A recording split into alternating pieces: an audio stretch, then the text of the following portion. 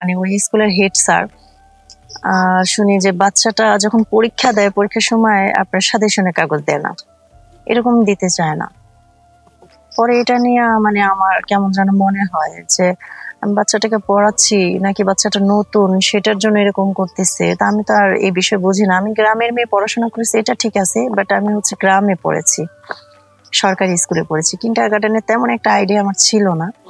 তারপরও আমি দেখলাম যে যতটুকু মানে তার কথায় বুঝতে পারতেছি সে কি মানে কিরকম করে যেন কথা বলে। তো আমি তাকে বললাম যে আমার বাচ্চাটা পরীক্ষা দিবে, আপনি যদি সাজেশনের কাগজ আমাকে আগে থাকতে না দেন আমি বাচ্চাটাকে কিভাবে পড়াবো। তখন সে আমাকে বলে যে সময় হলে অবশ্যই পাবেন, এত ব্যস্ত হচ্ছেন কেন, বাচ্চাকে তো পড়াচ্ছেনই। এরকম করতে করতে তখন আমি চলে আসি। চলে আসার পরে আমার হাজবেন্ডকে বলার পর হাজবেন্ড বলে ঠিক আছে, সব ঠিক হয়ে যাবে, ছোট মানুষ তো এই জন্য তুমি এটা নিয়ে ভেবো না। তো তারপরে আমি স্কুল টিচারের কাছে আবার যাই। যাওয়ার পরে ওনাকে আমি বলি যে দেখেন, আপনি যদি মানে আলাদা কিছু টাকা টুকা যদি আপনার দরকার হয় সেটা আপনি আমাকে বলতে পারেন, সাজেশনের কাজটা তো খুব জরুরি, আমার বাচ্চাকে পড়াইতে হবে, ছোট বাচ্চা। তখন সে এক পর্যায়ে আমাকে বলে আমি তো কোনো টাকা পয়সা চাই না, তুমি দেখতে এত সুন্দরী, তোমার হাজবেন্ড তো আর সারাদিন বাসায় থাকে না, যদি আমাকে তুমি একটু সময় দিতে পারো তাহলে আমি সবসময় ওর সাজেশনটা আগে দিয়ে দেবো, যত পরীক্ষা হবে ঠিক তত পরীক্ষা আমাকে সময় দিতে হবে। এই কথাটা শুনে আমি রাগে চলে আসি বাসায়। আসার পরে তখন আমার মানে অনেক রাগ হয়, কিন্তু তারপর আমার মনে হয় যে আমার বাচ্চাটা তো ভবিষ্যৎ, এখন কি করব, এই স্কুল থেকে চাইলে মনে জায়গা নিতে পারি না। পরে এরকম করতে করতে আমি 2-1 দিন ক্লাসে যাই, কিন্তু হেড স্যারের সাথে আমি দেখা করি না। পরে আমার মনটা খুব খারাপ হয়ে যায়। এখন এই পর্যায়ে আমি কি করব বলেন, আমার বাচ্চাটার ভবিষ্যৎটা তো নষ্ট হয়ে যাবে। আপনারা সবাই কেমন আছেন? আশা করি ভালো আছেন। আলহামদুলিল্লাহ আমিও ভালো আছি আপনাদের দয়ায়। আমি মিনা বলতেছিলাম, আমার গ্রামের বাড়ি হচ্ছে শরীয়তপুরে, আমি শহরে থাকি। আমার ভাই বোনের মধ্যে আমিই বড়, আমার আরো 2 বোন আছে। বাবা একটা সরকারি জব করতো, রিটায়ার্ড হওয়ার পরে এখন বাসায় থাকে। আমাকে বিয়ে দেওয়ার পরে আমি চলে আসি আমার শ্বশুর বাড়ি। তো আমার শ্বশুর বাড়ি হচ্ছে ঢাকাতে। আমার হাজবেন্ড ব্যবসা করতো। তো এক পর্যায়ে খুব ভালো ইনকাম, এখনো মোটামুটি ভালো চলতেছি। তারপরে হচ্ছে আমার শ্বশুর বাড়ির অবস্থা বুঝে আমাকে আলাদা করে দেওয়া হয়। আমার তখন বাচ্চা কাচ্চা হয় না। আমার শ্বশুর বলে যেহেতু এখন হাজবেন্ড ব্যবসা করতেছে তাহলে এখন তুমি আলাদা হয়ে যাও, আমার তো আরো ছেলেরা আছে, ছেলেদের সাথে তো আমার থাকতে হবে, যেহেতু বিয়ে করে নেই। তো তখন চিন্তা করলাম শ্বশুর শাশুড়ি যেহেতু আলাদার কথা বলতেছে, তো স্বামী নিয়ে আমি আলাদা হব। তখন আর আমার বাচ্চা কাচ্চা হয়নি। পরে আমি প্রেগনেন্ট থাকি, থাকার পরে আমার বাচ্চা হয়। এই সময় আমাকে কে দেখবে, আমার হাজবেন্ডকে রেখে আমি চলে গেলাম শরীয়তপুরে। আমার মা আমাকে দেখাশোনা করে। তো এক পর্যায়ে আমি চলে আসতে চাই ঢাকাতে, হাজবেন্ড একা কিভাবে থাকবে। তো আমার হাজবেন্ড বলে তোমার আসতে হবে না, তুমি গ্রামেই থাকো, তুমি একবারে আল্লাহর রহমতে আমাদের বেবি হলে তারপর তোমাকে নিয়ে আসবো।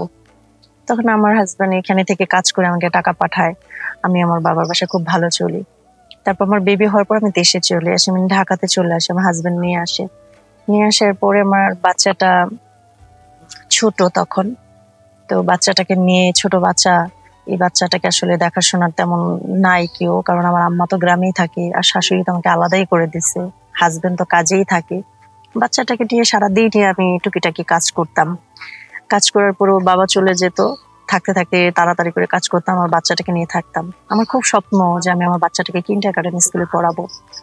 তারপর বাচ্চাটা আস্তে আস্তে যখন 6 মাস হয় আমি ওর বাবাকে বলি ও কিন্তু একটু বড় হলে আমাকে কিন্ডারগার্টেনে পড়াবো, আমি তো আর গ্রামে যাব না, এখানে ভালো একটা পরিবেশে। তখন আমার হাজবেন্ড বলে হ্যাঁ অবশ্যই, আমাদের একটা সন্তান, অবশ্যই আমরা কিন্ডারগার্টেনে তাকে পড়াবো, মানুষের মতো মানুষ করব। তখন আমি মেয়েটাকে খুব যত্নে লালন পালন করতে থাকি। করার পরে আপনার হচ্ছে আমার মেয়েটা এখন 1 পা 2 পা হাঁটে। এরকম করতে করতে আমার সংসারটা দেখতে দেখতে আপনার 3.5 বছর 4 বছর হয়ে যায়। তো 4 বছর বাচ্চাদের সাধারণত আমরা কিন্ডারগার্টেন স্কুলে ভর্তি করাই। তো এখন আমি আমার হাজবেন্ডকে বলতেছি আমি আমার বাচ্চাটাকে কিন্ডারগার্টেনে পড়াবো। তখন বলছে ঠিক আছে চলো আমরা ভর্তি করে রাইখে আসি। তো ভর্তি করাইলাম আমার হাজবেন্ড, আমি ভর্তি করাইয়া তারপর হচ্ছে বাচ্চাকে নতুন নতুন ক্লাস আমি নিজে বসে থাকে করাই, যেহেতু ছোট বাচ্চা। এরকমই দেখি যে কিন্ডার গার্ডেনে খুব ভালো পড়া, খুবই সুন্দর পড়াচ্ছে, কিন্তু যখন দেখি আমার বাচ্চাটা নতুন, এখন ও শুনলাম যে ওই কিন্ডার গার্ডেনের টিচার দিয়ে নাকি পড়াইতে হয়, যদি আলাদাভাবে প্রাইভেট না পড়ানো হয় তাহলে বাচ্চারা তেমন ভালো বুঝে না।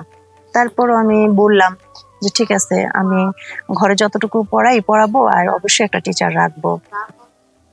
তো এরকমই ওই একটা টিচারও আমি ঠিক করি, ঠিক করলে উনি তার বাসায় এসে পড়াবে না, আমি ওনার ওইখানে বাচ্চাটাকে নিয়ে যাই, পড়ায় আবার ঠিক সময় মতো চলে এসে বাসায় রান্নাবাড়ি করে হাজবেন্ডের জন্য সবকিছু গুছিয়ে রাখি। পরে এরকম শুনি আমাদের স্কুলের মানে ওই স্কুলের হেড স্যার শুনি যে বাচ্চাটা যখন পরীক্ষা দেয়, পরীক্ষার সময় আপনার সাজেশনের কাগজ দেয় না, এরকম দিতে চায় না। পরে এটা নিয়ে মানে আমার কেমন যেন মনে হয় যে আমি বাচ্চাটাকে পড়াচ্ছি নাকি বাচ্চাটা নতুন সেটার জন্য এরকম করতেছে। তা আমি তো আর এই বিষয়ে বুঝি না, আমি গ্রামের মেয়ে, পড়াশোনা করেছি এটা ঠিক আছে, বাট আমি হচ্ছে গ্রামে পড়েছি, সরকারি স্কুলে পড়েছি, কিন্ডার গার্ডেনে তেমন একটা আইডিয়া আমার ছিল না। তারপরও আমি দেখলাম যে যতটুকু মানে তার কথায় বুঝতে পারতেছি সে কে মানে কিরকম করে যেন কথা বলে। তো আমি তাকে বললাম যে আমার বাচ্চাটা পরীক্ষা দিবে, আপনি যদি সাজেশনের কাগজ আমাকে আগে থাকতে না দেন, আমি বাচ্চাটাকে কিভাবে পড়াবো? তখন সে আমাকে বলে যে সময় হলে অবশ্যই পাবেন, এত ব্যস্ত হচ্ছেন কেন, বাচ্চাকে তো পড়াচ্ছেনই। এরকম করতে করতে তখন আমি চলে আসি, চলে আসার পরে আমার হাজবেন্ডকে বলার পর হাজবেন্ড বলে ঠিক আছে, সব ঠিক হয়ে যাবে, ছোট মানুষ তো, এই জন্য তুমি এটা নিয়ে ভেবো না। তো তারপরে আমি স্কুল টিচারের কাছে আবার যাই, যাওয়ার পরে ওনাকে আমি বলি যে দেখেন, আপনি যদি মানে আলাদা কিছু টাকা টাকা যদি আপনার দরকার হয় সেটা আপনি আমাকে বলতে পারেন, সাজেশনের কাজটা তো খুব জরুরি, আমার বাচ্চাকে পড়াইতে হবে, ছোট বাচ্চা। তখন সে এক পর্যায়ে আমাকে বলে আমি তো কোনো টাকা পয়সা চাই না, তুমি দেখতে এত সুন্দরী, তোমার হাজবেন্ড তো আর সারাদিন বাসায় থাকে না, যদি আমাকে তুমি একটু সময় দিতে পারো তাহলে আমি সবসময় ওর সাজেশনটা আগে দিয়ে দেবো, যত পরীক্ষা হবে ঠিক তত পরীক্ষা আমাকে সময় দিতে হবে। এই কথাটা শুনে আমি রাগে চলে আসি বাসায়। আসার পরে তখন আমার মানে অনেক রাগ হয়, কিন্তু তারপর আমার মনে হয় যে আমার বাচ্চাটার তো ভবিষ্যৎ, এখন আমি কি করব, এই স্কুল থেকে চাইলে অন্য জায়গায় নিতে পারি না। পরে এরকম করতে করতে আমি 2-1 দিন ক্লাসে যাই, কিন্তু হেড স্যারের সাথে আমি দেখা করি না। পরে আমার মনটা খুব খারাপ হয়ে যায়। এখন এই পর্যায়ে আমি কি করব বলেন, আমার বাচ্চাটার ভবিষ্যৎটা তো নষ্ট হয়ে যাবে, আমার তো সাজেশন দরকার। পরে আমি এক পর্যায়ে এই স্যারের কথা আমি রাজি হয়ে যাই, ওনার সাথে আমি সহবাস করার পরে উনি আমাকে সাজেশনের কাগজ দেন, আমি বাচ্চাটাকে খুব ভালো মতো পড়াইতে থাকি। আবারও পরীক্ষার সময় ঠিক আবার একই রকম করে, পরে দিয়ে আমি আবার ওনার কাছে যাই, পরে উনি শেষমেশ আমাকে কাগজটা দেয়। দেওয়ার পরে এরকম করতে করতে উনি প্রায় 3-4 বছর এরকম করে একটানা, অনেকদিন সহবাস করার পরে মানে যতবারই করবো ততবারই সে কাগজ দেবে। তো এটা কেমন হলো বলেন, আপনারাই বলেন। তো আমি আমার মেয়েটার মানে ভবিষ্যতের কথা চিন্তা করে আমি চুপ ছিলাম, কিন্তু এটা কিন্তু ঠিক না। আপনারা সবাই মানে এই জিনিসটা একটু দেখবেন, খেয়াল রাখবেন। আমার জীবনের গল্পটা যদি আপনার কাছে ভালো লাগে, সবাই লাইক কমেন্ট শেয়ার করতে ভুলবেন না। আল্লাহ হাফেজ।